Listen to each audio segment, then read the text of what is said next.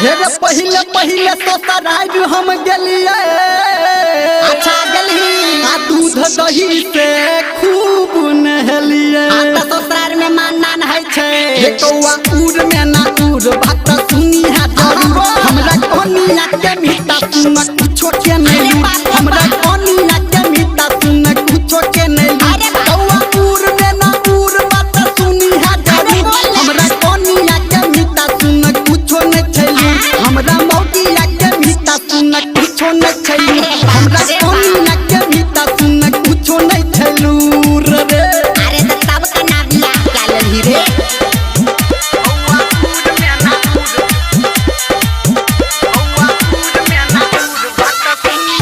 DJ Sumit Satish रैना सुन रहे हैं सावरिया म्यूजिक।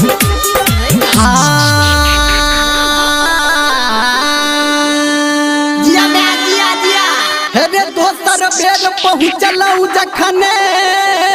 अच्छा अच्छा आ सूखल चूड़ा भेटल तखन। रे बाप से किया रे। कौवा उड़ में ना उड़ बात सुनी है जरूर। हमरा साई रक मुँह में छै बाढ़ा कारे भूल। हमरा साई रक मुँह में छै बाढ़ा कारे भूल। कौवा उड़ में ना उड़ बात सुनी है जरूर। हमरा साई रक मुँह में छै बाढ़ा कारे भूल। हमरा साई रक मुँह में छै बाढ़ा कारे भूल। हमरा साई रक मुँह में छै बाढ़ा कारे भूल रे तोहर साइरो बड़ खोकार छो।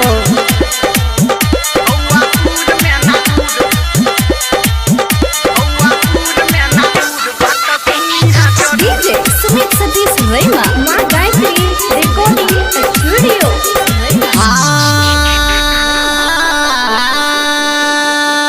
जिया हो हे रे तेसर बेर कहाल की कहबो। अरे वो कहिए अब बहुआ के पीछा हमर बहबो। रे तब तक तुम घर मुतने भेले। कौवा उड़ में ना उड़ बात सुनी है जरूर।